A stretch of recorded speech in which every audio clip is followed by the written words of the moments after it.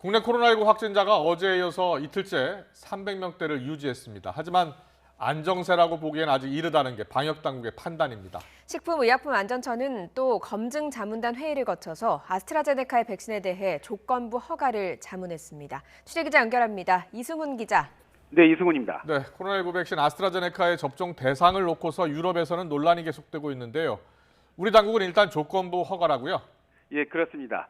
식약처 자문단은 아스트라제네카 측이 제출한 자료 등을 검토한 결과 임상시험의 최종 결과 보고서 그리고 미국에서 진행하고 있는 3상시험 중간 분석 자료를 제출하는 걸 조건으로 허가를 자문했습니다.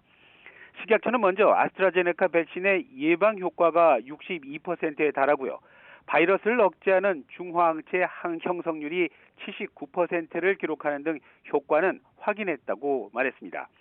특히 65살 이상 고령자에 대한 접종도 가능하다 이런 의견을 냈는데요.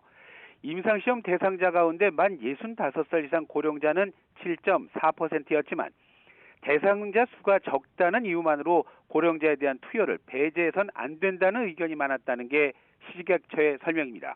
물론 소수 전문가 의견으로는 고령자에 대한 자료가 부족해서 예방 효과가 입증되지 않았고 항체의 형성이 65세 미만 성인에 비해서 낮은 점 등으로 미뤄볼 때 추가적인 결과 확인 뒤에 허가하는 게 바람직하다는 의견도 있었다고 식약처는 전했습니다.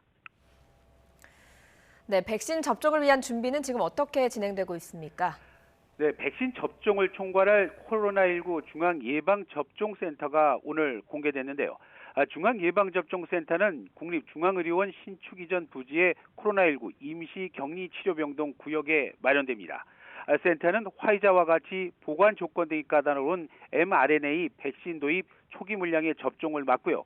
이와 함께 권역 그리고 지역의 접종센터 교육 등도 담당하게 됩니다. 지금까지 확정된 백신 도입 계획을 보면요. 먼저 코백스를 통해서 화이자 백신 6만 명분이 다음 달 중순 이후에 들어옵니다.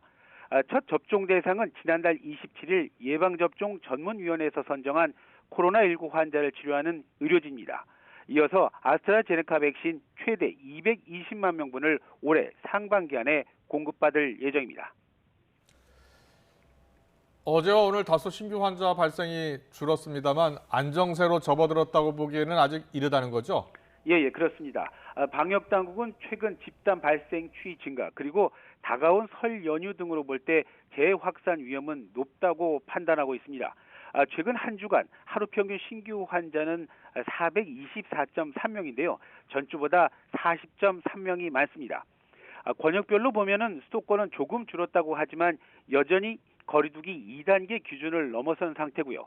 수도권 밖의 지역을 보면 오히려 대부분 증가 추세로 바뀌었는데 특히 충청과 호남권의 증가폭이 눈에 띄고 있습니다. 더 큰 문제는 감염 경로입니다. 집단 발생의 비중은 지난주에 오히려 늘어났고요. 특히 아직 감염 경로를 확인하지 못한 신규 환자가 전체 20%를 넘어선 상황입니다. 또 위중증 환자와 사망자 수는 줄고 있지만 치명률은 오히려 늘었고 게다가 80대 이상의 치명률은 여전히 20% 이상으로 높은 상황입니다. 지난주에 확인된 변이 바이러스는 모두 7건입니다. 모두 해외 유입 환자를 통해서 검역과 자기 격리 기간에 감염이 확인됐는데요. 종류별로 보면 영국 변이 바이러스가 4건, 남아공 1건, 브라질 2건이었습니다. 지금까지 사회부에서 전해드렸습니다.